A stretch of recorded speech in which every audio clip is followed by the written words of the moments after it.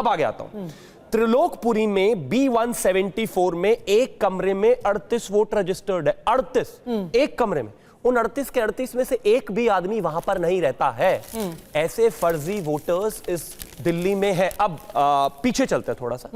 2015 में अरविंद केजरीवाल ने खुद एफिडेविट देकर दिल्ली में इलेक्शन कमीशन को कहा था कि यहां पर 8 लाख वोट फर्जी हैं।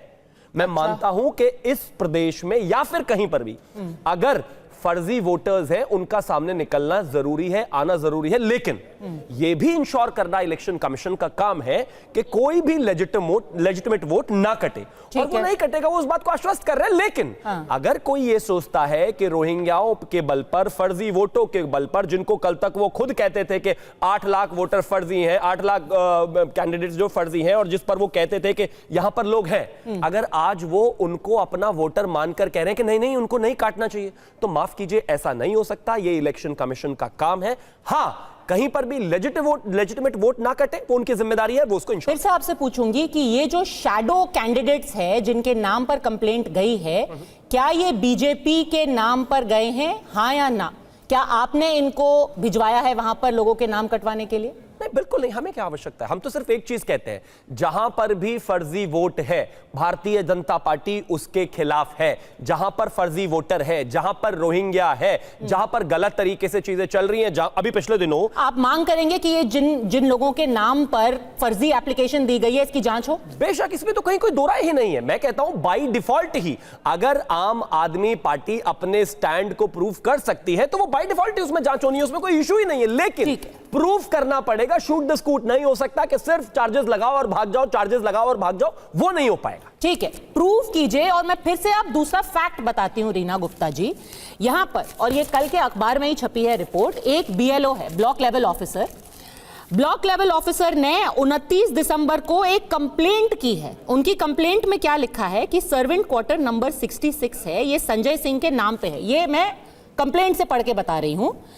सर्वेंट क्वार्टर नंबर 66 में आपके पोलिंग एजेंट रहते हैं, वहां पर मिसेस त्रिवेणी, सूबेदार, रॉकी, जो कि वहां पर नहीं रहते हैं, उनके नाम का वोट डला हुआ है, ऐसा BLO ने कंप्लेंट किया। ये सब तथ्य हैं और इनका नाम तो कटना चाहिए, कटना चाहिए ना?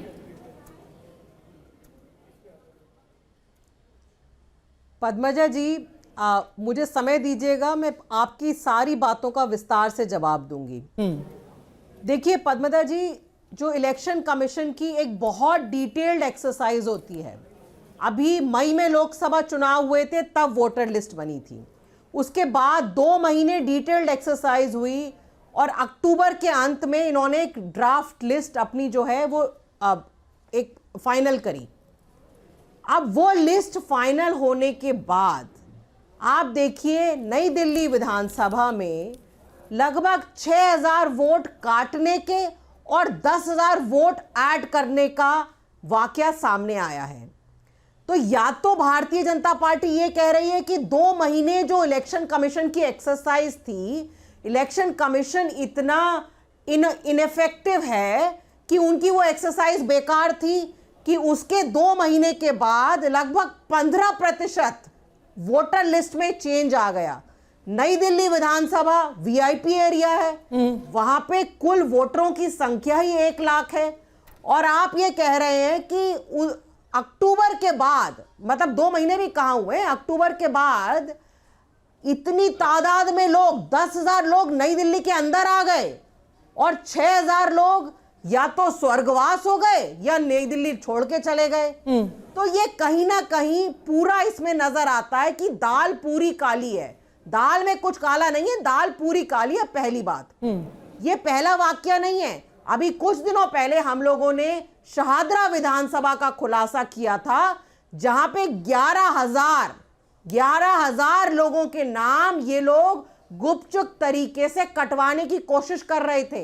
हमने मीडिया के सामने पूरा डिटेल रखा था कि भारतीय जनता पार्टी के विशाल भारद्वाज नाम के एक इनके कार्यकर्ता ने, इनके पदाधिकारी ने वो एप्लीकेशन दी थी इलेक्शन कमीशन को। चूंकि एक विसिल ब्लोअर के मार्फत हम लोगों को इंफॉर्मेशन मिल गई, तो वहां पे रुक गया। अब मैं आपको एक तुगलकाबाद का एग्जांपल नहीं, मैंने तो जो बीएलओ का एग्जांपल दिया आपको, जो बीएलओ की कंप्लेंट है वो क्या कह रहे हैं कि सेंट्रल दिल्ली में ही जो लोग रह नहीं रहे हैं उनका नाम रजिस्टर्ड था, तो उनका नाम कटना तो जायज है ना। जो अगर सर्वेंट क्वार्टर में रह ही नहीं रहे हैं और उनके नाम का वोट वहां पर है तो ये तो गलत होगा और ये कटेगा, तो इसको धांधली कैसे कहा जा सकता है? और ये अखबार में छपी हुई है, मैं कोई अपने हवाले से नहीं बता रही। पद्मजा जी ऐसे दो, मैं आपकी बात से सहमत हूं, हाँ। आपकी बात से सहमत हूं, अगर कोई गलत है उसका नाम काटिए। हाँ। ऐसे 2, 4, 100, 1000 लोग हो जाएंगे, 15,000, 16,000। और मुझे कंप्लीट करने दीजिए पद्मजा जी। आपको पता होगा कि हमारे जो सांसद माननीय संजय सिंह हैं, उनकी पत्नी का नाम काटने के लिए 2 एप्लीकेशन दी गई थी। ठीक है। और जिन लोगों के नाम से वो एप्लीकेशन दी गई, जब उनसे जाके बात की तो उन्होंने भी कहा कि हमने नहीं दिया एप्लीकेशन। पद्मजा जी, आपने अपनी जिंदगी में पता नहीं कभी कोई एप्लीकेशन किसी का नाम कटवाने के लिए दी है कि नहीं दी है? मैंने तो कभी नहीं दी। एक आम आदमी कभी किसी का नाम कटवाने की एप्लीकेशन देता ही नहीं है। एक आध कोई दे भी दे तो ठीक है, लेकिन एक एक नाम से 250, 300 एप्लीकेशन कटने की दी जा रही हैं। ठीक है। और कानून ये कहता है, पीपल्स रिप्रेजेंटेशन एक्ट कहता है कि किसी ने गलत एप्लीकेशन दी है अगर, तो उसके खिलाफ एफआईआर होनी चाहिए। हम लोगों ने इंसिस्ट किया, तो ये तो चैलेंज दे रहे हैं कि आप एफआईआर कर दीजिए। एफआईआर हुई है।